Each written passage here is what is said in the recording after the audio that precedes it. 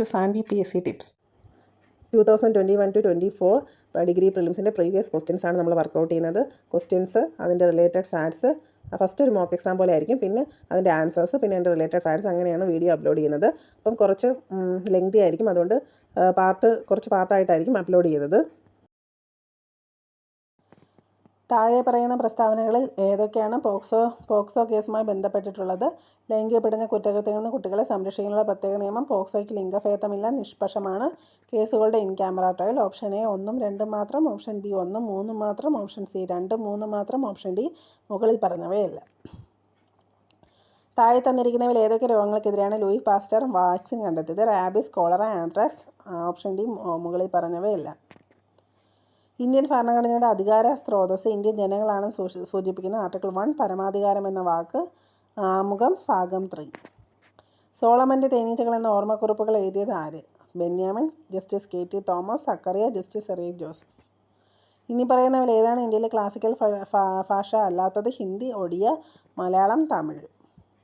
ഇന്ത്യയിലെ ഏത് സംസ്ഥാനത്താണ് മണ്ണിനെ പ്രതിരോധിക്കാൻ കഴിവുള്ള ഹാൻഡ് ബ്ലോക്ക് അച്ചടിയായ ഡാബ് പ്രിൻറ്റിംഗ് കാണാൻ സാധിക്കുന്നത്? തമിഴ്നാട്, കർണാടകം, രാജസ്ഥാൻ, ഗുജറാത്ത്. ബംഗാൾ വിഭജനവുമായി ബന്ധപ്പെട്ട് ഇനി പറയുന്ന പ്രസ്താവനകളിൽ ശരിയായത് ഏത്? ബംഗാൾ പ്രവിശ്യയെ വിഭജിക്കാനുള്ള ഉത്തരവ് കഴ്സൺ പ്രഭു പുറപ്പെടുവിച്ചു. ഇത് ദേശീയതയുടെ ഉയർന്നു വരുന്ന വേലിയേറ്റത്തെ തടയാൻ ഉദ്ദേശിച്ചായിരുന്നു. മതപരമായ അടിസ്ഥാനത്തിൽ ഇന്ത്യക്കാരെ ഭിന്നിപ്പിക്കാനുള്ള ശ്രമമായ വിഭജനത്തെ ദേശീയവാദികൾ കണ്ടില്ല. ഓപ്ഷൻ എ എല്ലാം ശരിയാണ്. ഓപ്ഷൻ ബി 1, 2 മാത്രമാണ് ശരി. ഓപ്ഷൻ സി 1, 3 മാത്രമാണ് ശരി. ഓപ്ഷൻ ഡി 2, 3 മാത്രമാണ് ശരി. നെക്സ്റ്റ് ക്വസ്റ്റ്യൻ്റെ ആൻസർ നോക്കാം. താഴെ പറയുന്ന സ്റ്റേറ്റ്മെൻറ്റ്സിൽ ഏതൊക്കെയാണ് പോക്സോ ആക്ടിനെ പറ്റി ശരിയായിട്ടുള്ളത്? ലൈംഗിക പീഡന കുറ്റകൃത്യങ്ങളിൽ നിന്ന് കുട്ടികളെ സംരക്ഷിക്കുന്നതിനുള്ള പ്രത്യേക നിയമം. പോക്സോയ്ക്ക് ലിംഗഭേദമില്ല, നിഷ്പക്ഷമാണ്. കേസുകളുടെ ഇൻ ക്യാമറ ട്രയൽ. മുകളിൽ പറഞ്ഞിരിക്കുന്നതെല്ലാം ശരിയാണ്. അപ്പോൾ പോക്സോ നിയമം നിലയിൽ വന്ന എന്നാണ്? പാസ്സാക്കിയത് എന്നാണ്? 2012 അത് നിലവിൽ വന്നത് 2012 നവംബർ 14. 2019 നിയമം ഭേദഗതി ചെയ്തു. പോക്സോ നിയമപ്രകാരം കുറഞ്ഞ ശിക്ഷ 10 വർഷം തടവോ ജീവപര്യന്തവുമാണ്. 10 വർഷം തടവോ ജീവപര്യന്തവുമാണ്. 16 വയസ്സിൽ താഴെയുള്ള കുട്ടികൾക്കെതിരെ അതിക്രമങ്ങൾ നടത്തുന്നവർക്ക് 20 വർഷം വരെ തടവ് ലഭിക്കുന്ന കുറ്റമാണ്. സ്വന്തം ബന്ധുക്കൾ തന്നെയാണ് കുട്ടികൾക്കെതിരെ അതിക്രമം നടത്തുന്നത് എങ്കിൽ 20 വർഷം തടവ് അല്ലെങ്കിൽ വധശിക്ഷ വരെ ലഭിക്കാവുന്ന കുറ്റമാണ്. അപ്പം ലൈംഗിക പീഡന കുറ്റകൃത്യങ്ങളിൽ നിന്ന് കുട്ടികളെ സംരക്ഷിക്കുന്ന നിയമമാണ്. പോക്സോയ്ക്ക് ലിംഗഭേദമില്ല, നിഷ്പക്ഷമാണ്. കേസുകളുടെ ഇൻ ക്യാമറ ട്രയൽ. താഴെ തന്നിരിക്കുന്നവയിൽ ഏതൊക്കെ രോഗങ്ങൾക്കെതിരെയാണ് ലൂയി പാസ്റ്റർ വാക്സിൻ കണ്ടെത്തിയത്? ആൻസർ എന്തൊക്കെയാണ്? Rabies, cholera, anthrax. Rabies, cholera, anthrax. Vaccination വികസിപ്പിച്ചെടുത്തത് എഡ്വേർഡ് ജെന്നർ. വാക്സിനേഷൻ ആരാണ് വികസിപ്പിച്ചത്? Edward Jenner. ക്ഷയരോഗം തടയുന്നതിനുള്ള BCG വാക്സിൻ. പോളിയോ പ്രതിരോധ വാക്സിനുകൾ ഏതൊക്കെയാണ്? സാബിൻ, തുള്ളിമരുന്ന്. 2 ടൈപ്പ് വാക്സിനുണ്ട്. തുള്ളിമരുന്നുണ്ട്, ഇഞ്ചക്ഷനുണ്ട്. സാൽക്ക് ഇഞ്ചക്ഷനും സാബിൻ തുള്ളിമരുന്ന്. സാബിൻ തുള്ളിമരുന്ന്, സാൽക്ക് ഇഞ്ചക്ഷൻ. ടാപ്പ് വാക്സിൻ ഉപയോഗിക്കുന്ന എൻറ്ററിക് ഫീവർ. ടാപ്പ് വാക്സിൻ എന്തിനാണ് ഉപയോഗിക്കുന്നത്? Enteric fever. ടാപ്പ് വാക്സിൻ എന്തിനാണ് ഉപയോഗിക്കുന്നത്? Enteric fever. HIV വാക്സിൻ ഉപയോഗിക്കുന്നത് ഇൻഫ്ലുവൻസയ്ക്ക്. അപ്പോൾ ടാപ്പ് വാക്സിൻ ഉപയോഗിക്കുന്നത് എൻറ്ററിക് ഫീവർ. അതുപോലെ HIV വാക്സിൻ ഉപയോഗിക്കുന്നത് ഇൻഫ്ലുവൻസയ്ക്ക്. HIV വാക്സിൻ ഉപയോഗിക്കുന്നത് ഇൻഫ്ലുവൻസയ്ക്ക്. ഇന്ത്യൻ ഭരണഘടനയുടെ അധികാര സ്രോതസ് ഇന്ത്യൻ ജനങ്ങളാണെന്ന് സൂചിപ്പിക്കുന്നു. ഏത് ഭാഗമാണ് സൂചിപ്പിക്കുന്നതെന്നാണ്? ഇന്ത്യൻ ഭരണഘടനയുടെ അധികാര സ്രോതസ് ഇന്ത്യൻ ജനങ്ങളാണെന്ന് സൂചിപ്പിക്കുന്നത് ആമുഖം ഇന്ത്യൻ ഭരണഘടനയുടെ ഹൃദയവും ആത്മാവുമാണ്. കാരണം അതിൽ മുഴുവൻ ഭരണഘടനയുടെ അടിസ്ഥാന ഘടനയും തത്വങ്ങളും അവലോകനവും അടങ്ങിയിരിക്കുന്നു. സമത്വം, സോഷ്യലിസം, മതേതരത്വം, റിപ്പബ്ലിക്, സ്വാതന്ത്ര്യം, സാഹോദര്യം, ജനാധിപത്യം തുടങ്ങിയ അടിസ്ഥാന തത്വങ്ങൾ ഇന്ത്യൻ ഭരണഘടനയുടെ ആമുഖത്തിൽ പ്രതിപാദിച്ചിട്ടുണ്ട്. താക്കൂർദാസ് ഭാർഗവ് ഇതിനെ ഭരണഘടനയുടെ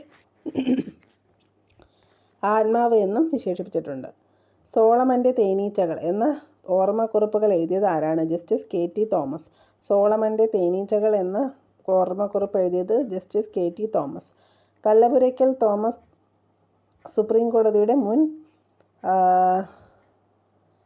ഇന്ത്യൻ ജഡ്ജിയാണ്. ഇന്ത്യൻ സാമൂഹിക രാഷ്ട്രീയ ചുറ്റുപാടുകളുമായി ബന്ധപ്പെട്ട ശക്തമായ അഭിപ്രായങ്ങളാൽ അറിയപ്പെടുന്നയാളാണ് അദ്ദേഹം. സാമൂഹിക കാര്യ മേഖലയിലെ സേവനങ്ങൾക്ക് 2007 ഇന്ത്യൻ സർക്കാർ അദ്ദേഹത്തിന് പത്മഭൂഷൺ ബഹുമതി നൽകി ആദരിച്ചു. 2008 പ്രസിദ്ധീകരിച്ച അദ്ദേഹത്തിൻ്റെ ആത്മകഥയായ ഹണി ബീസ് ഓഫ് സോളമൻ 25 വർഷത്തെ അദ്ദേഹത്തിൻ്റെ ജുഡീഷ്യൽ സേവനത്തിൻ്റെ വിവരണമാണ്. അതിനുശേഷം മലയാളത്തിൽ സോളമൻ്റെ തേനീച്ചകൾ എന്ന പേരിൽ പ്രസിദ്ധീകരിച്ചു.